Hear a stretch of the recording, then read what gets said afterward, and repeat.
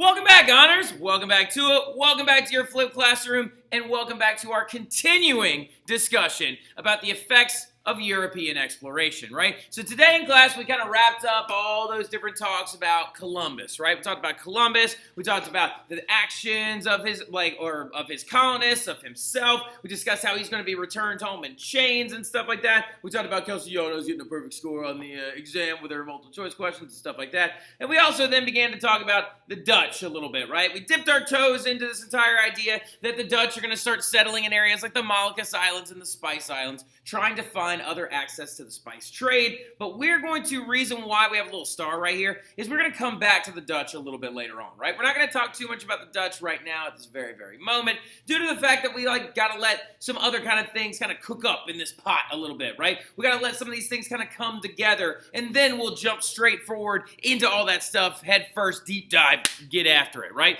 Now, the big thing about it, though, is we also talked about Amerigo Vespucci, the Italian cartographer, who's the guy that the Americas are named after. But now we have to talk about something very, very, very important, a thing that you know of and heard of already in Mr. Wooderson's class, right? The Treaty of Tordesillas. Whoa! Hurricane Katrina! More like Hurricane Tortilla.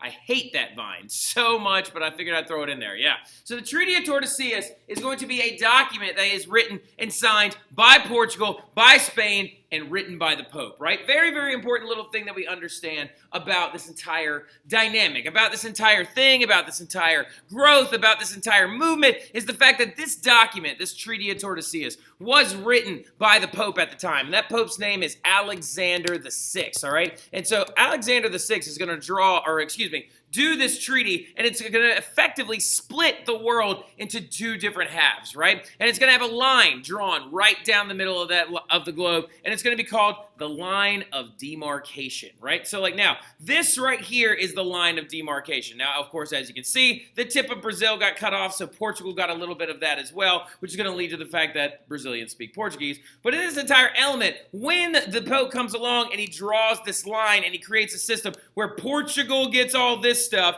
and Spain gets all that stuff, what he's doing is he's trying to avoid future war. By avoiding future war, and Spain and Portugal begin to make more money, that means his tithe and his donations are going to go up, right? And this is also just, like I said, to prevent gigantic intercoastal war and intercoastal trade wars between these two powers as they grow and as they develop, right? So the idea there is going to be very, very important, and as you know, it's going to have that line of demarcation drawn, right? So the big thing about it, though, is you need to make sure that you understand that concept, because it's going to be very, very important to the growth of exploration going forward. Now, there's another very famous guy that you got to talk about as well a little bit when you talk about exploration. His name is Ferdinand Magellan. Okay, apparently he starts his expedition in 1519, and we'll talk about that here in about 2 seconds. And then we also have to talk about early French and English explorations, right? So Ferdinand Magellan, to start off with more than anything else, is going to be the guy that is given credit for being the first person to circumnavigate the globe, okay? So let's go ahead and talk about that real quick, okay? Circumnavigation. Go ahead and write that word down. C-I-R-C-U-M-N-A-V-I-G-A-T-I-O-N, right? Circumnavigation.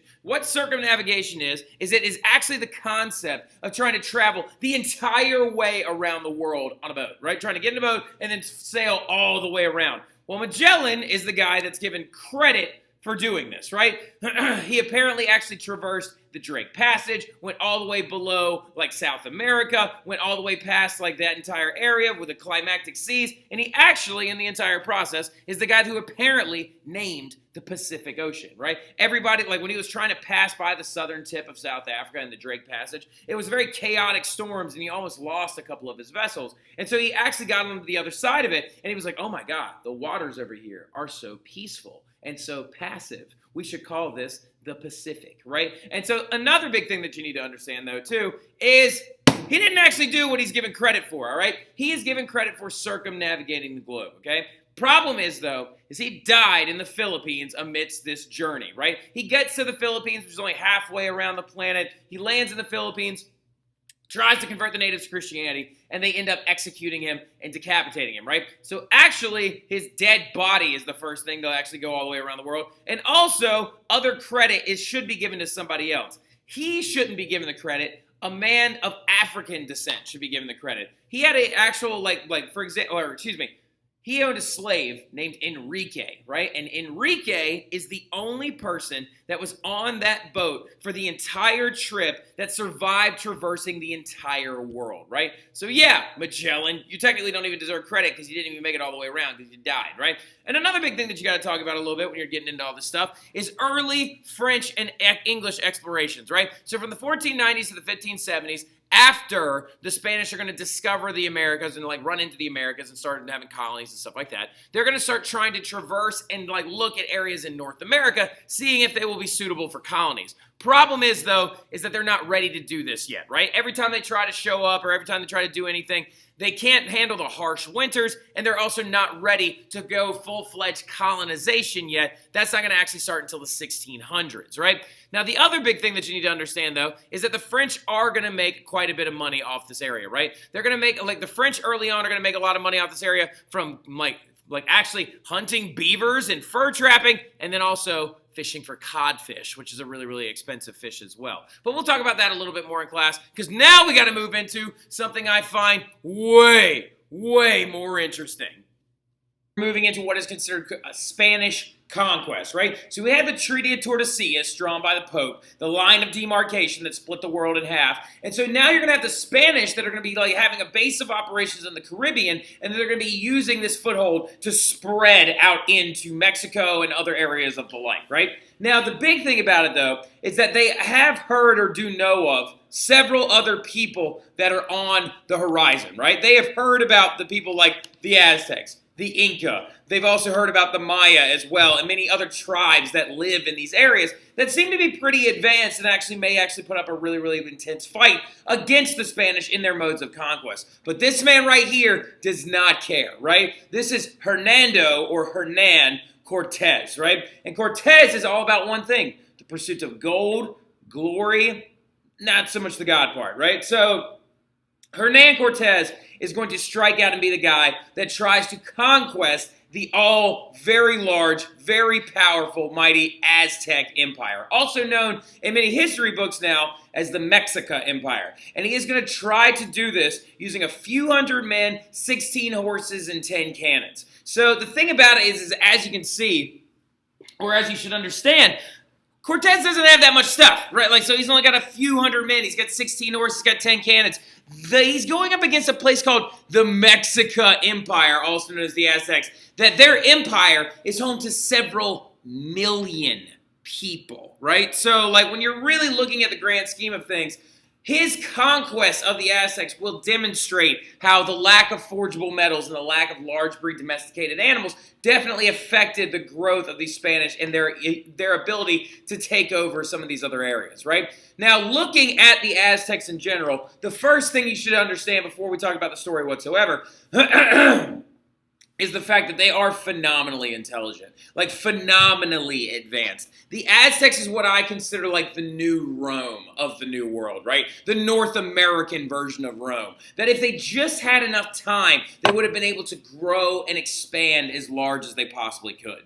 Now, what you need to do, by the way, really quickly, when we're talking about the Aztecs right now, I'm going to show you some different pictures and stuff like that about the Aztecs. You need to write down about 5 or 6 or 7 key things that I'm saying. Things that basically demonstrate how advanced the Aztecs were for the group of people that they were, for being a tribal organization and a tribal like subset of society. So you need to understand that they are actually phenomenally intelligent, because this is very emblematic in their capital city known as Tenochtitlan, right? Tenochtitlan or Tenochtitlan is actually located where current-day Mexico City DF is located. Now, they had over 1 million people in this one city. And the other phenomenally ridiculous part about Tenochtitlan is that it was the capital where the Mexican Empire emanated out of. But then on top of it, it was built out of, or wait, excuse me, it wasn't built out of water. Tenochtitlan was built on top of water, all right? So, like, I don't think you understand how much this demonstrates the phenomenal intelligence of the Aztec people. But apparently, according to Aztec lore, as well as according to Aztec According to myth as well, the Aztecs actually had this entire thing kind of planned out using their religious structure. So why would a primitive people that don't have a system of forgeable metals, that don't have systems of intense kind of syllabic structured writing, that don't have, well, they do have a writing system, by the way. The Aztecs did have a writing system, so don't kind of look too far into that. But that were considered by some at the time to be kind of primitive. How or why would they choose, and they're not primitive, how or why would they choose to settle on top of water?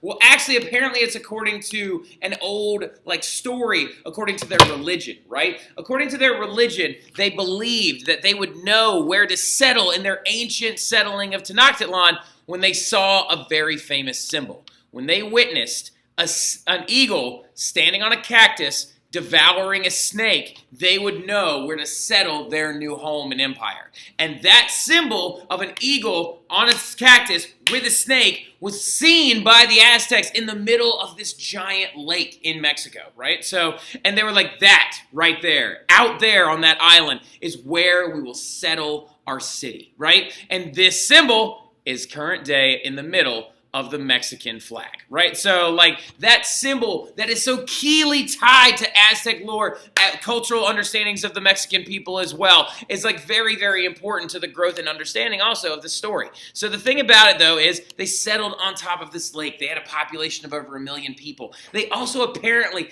built their city in a series of circles that emanated out. Every time they needed to add more people or more area to live, they would add another circle on the outside of their city. This city was so sophisticated that it had sewage systems, that it had street sweepers to keep the entire religious quarter clean. They had garbage men that would actually take refuse away.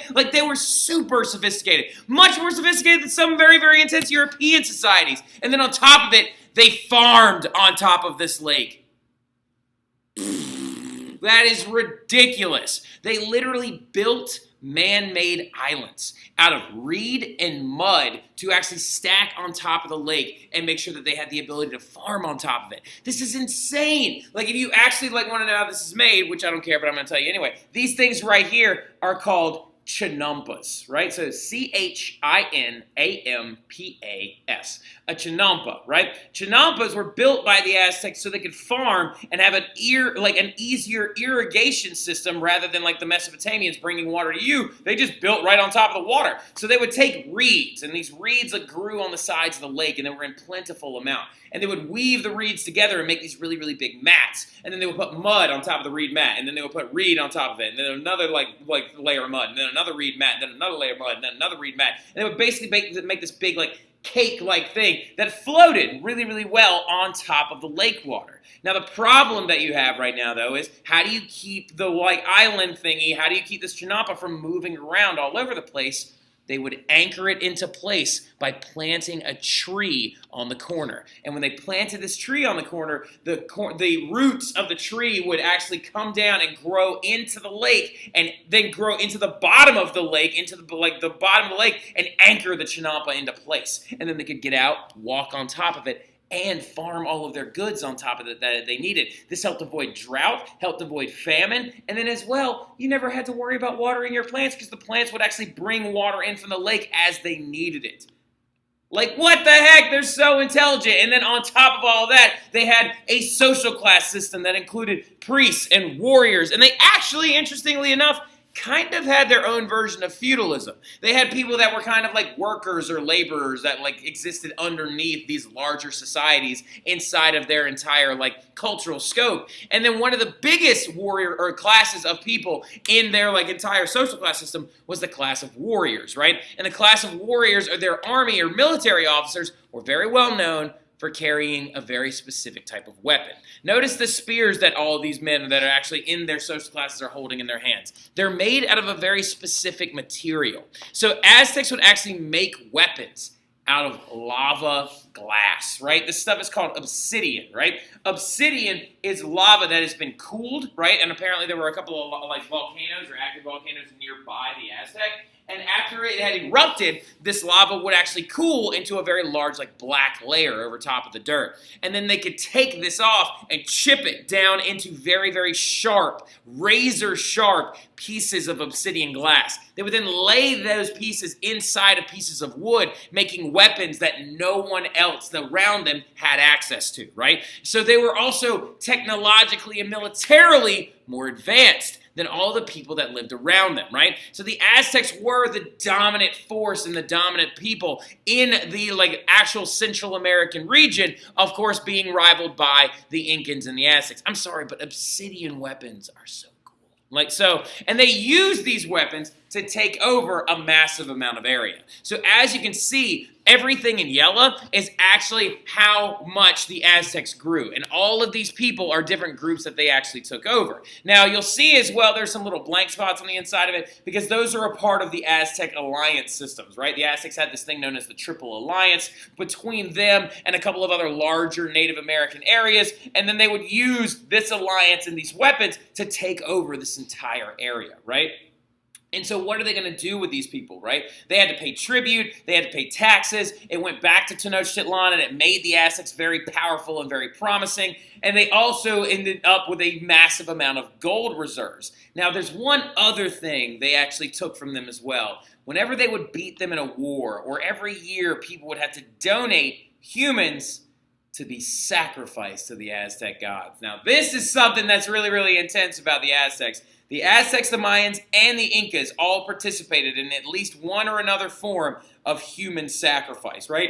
We believe even the Olmecs that actually existed in the current day area of Florida actually participated in human sacrifice as well. It just seems to be a very common trait of some Central and South American native indigenous people is that they had some form of human sacrifice. Now, they all did it a little bit differently. The Aztec one is very intense though, right? And they would actually literally cut the person's heart out while it was still beating and raise it up to the gods as a form of offering. And they were offering it to this one god in particular that they actually wanted to prevent from destroying the entire world. They had this one god called Quetzalcoatl, who was like a flying white snake monster who was the destroyer of worlds. And they believed that if they did not offer up human blood and sacrifice to him, that they would actually be destroyed by this god. And after they actually removed the heart out of the body, they would stick it in one of these, a jaguar jar, and they would sometimes, for some religious holidays, sacrifice a large number of people, sometimes over 100. Now, it's so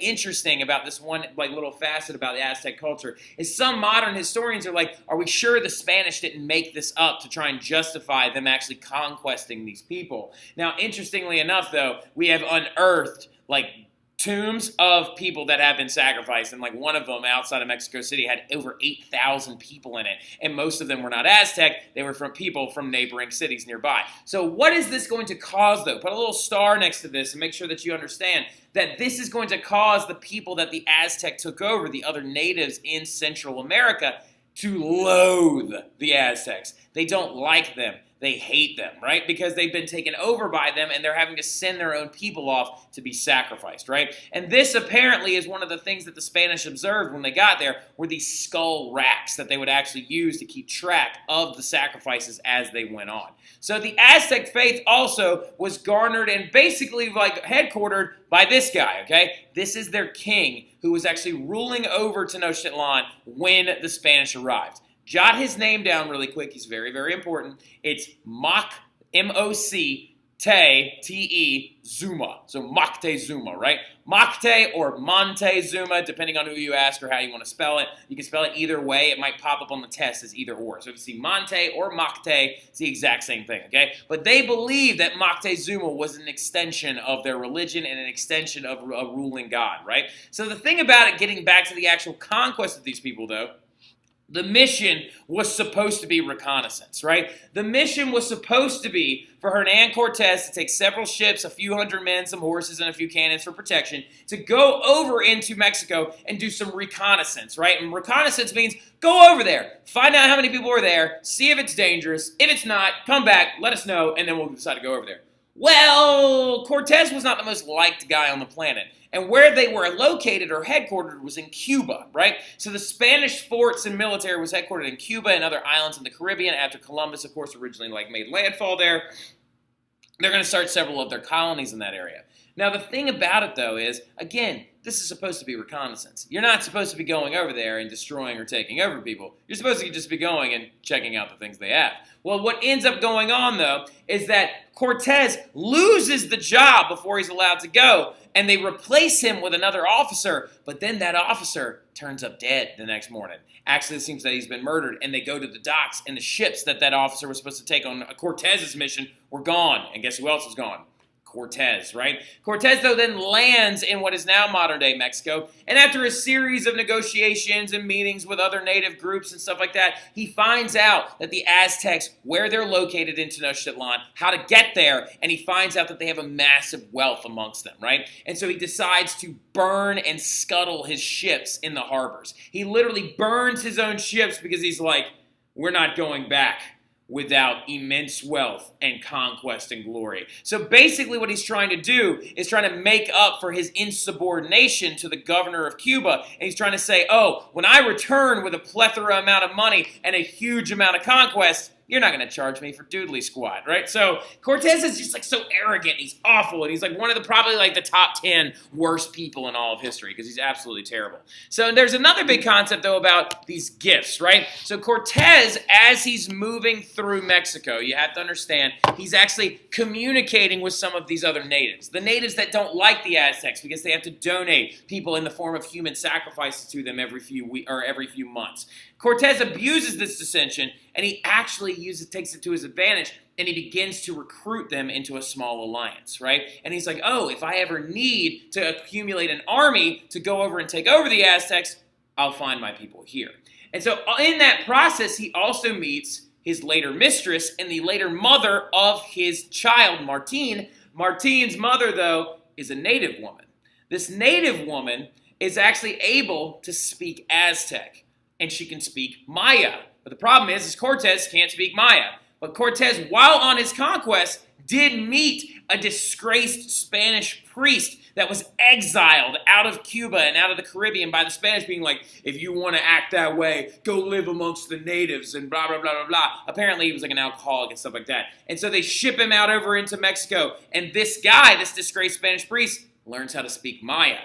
So he can speak Maya in Spanish. So basically, he heads off to Tenochtitlan with 200 men, about 6,000 natives that he's recruited, and 2 interpreters. One of them being like La Mission is like I believe what her name is, and she can speak to the Aztecs and then translate it to the priest, and then the priest can tell Cortez what they're saying, right? And so they head off to Tenochtitlan, and once they get there, Moctezuma actually welcomes them with open arms, right? Moctezuma originally was trying to figure out ways, though, to destroy them, okay? Moctezuma welcomed them with open arms, apparently being like, I've heard about these people. They have these metal guns and weapons and swords and these big beasts that they ride on the backs of, and it's not going to be a good thing for us to try and fight them one-on-one.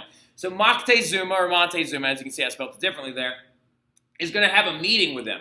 And his plan in this meeting is actually to try and see if he can figure out their weaknesses, right? He wants to figure out their weaknesses and be like, all right, maybe they have too few people. Maybe they can't do this. Maybe they can't survive in the wilderness. And he wants to use this meeting to figure that out. But at this meeting, he also gave Cortez a number of gifts. Jaguar pelts, feathers, honey, and a large amount of gold, right? This did not placate Cortez. It made him more greedy, right? It made him have even more zealotry towards them. And he was like, I'm going to destroy you completely. And so Moctezuma is going to actually be taken hostage by the Spanish. And he basically, Cortez tries to rule Tenochtitlan using Moctezuma as a puppet. So what happens is during this meeting, Cortez stands up and literally threatens Moctezuma, and his men take him hostage. And so what Cortez decides to do is leave for a small amount of time and go and try and figure out what the heck is going on in some of these other places he's taken over. They take him hostage, but eventually negotiations break down. And when Cortez comes back, Moctezuma is dead, right? So, Moctezuma is already dead, and his men are under threat from the Aztec military and the Aztec that are carrying these obsidian weapons, and they're like, look, if we don't get out of here, they're going to kill us, right? So, and why is Moctezuma dead, though? Cortez is like, dude, why is this guy dead? Why'd you let the king of the Aztecs die? And the Spanish soldiers told him, oh, well, we took him out onto this balcony, and like we started telling them that they should like convert to Christianity and that they should listen to us and they should bring us like women and gold and stuff. And then like the people down below the balcony were like, our king, who is a god, would never say these things. So this person is either an imposter or he's not truly a god. So apparently, according to the Spanish soldiers that Cortez left behind, they killed Moctezuma by pummeling him with rocks, right? So like, which is absolutely ridiculous and a terrible way to die. And so now there are other historians that believe that there's a chance that these Spanish soldiers might have actually just killed Moctezuma out of like just like fear, resentment, or whatever. But the big thing though going forward is now that Moctezuma is dead, the Aztec army assembles all of its men together and they drive the Spanish out completely. The Spanish have to run away. Cortez, with his tail tucked between his legs, has to leave and is in fear of the Aztec and runs off. But what does Cortez have? All of these native allies. He recruits 10,000 more native allies, shows up, and besieges Tenochtitlan for 93 straight days and tries to starve them out. And the other big thing about it is smallpox is running rampant through Tenochtitlan ever since the Spaniards showed up, right? And so because of this intense like scuffle and because of this intense conquest and this fighting, Cortez takes over Tenochtitlan, takes the city, and renames it Mexico City DF. And in the process becomes the very, very first governor of Mexico City. Now, the other big one, though, is that you have to understand that that's like borderline genocide, right? So, like, it's absolutely ridiculous. It's one of the worst events in history. But his cousin is going to do just as much, if not a little bit worse, right? His cousin is a man by the name of Pizarro, okay? Francisco Pizarro. Pick up on that plan and the events of that not going so well in class. When I see y'all again, y'all have a good one.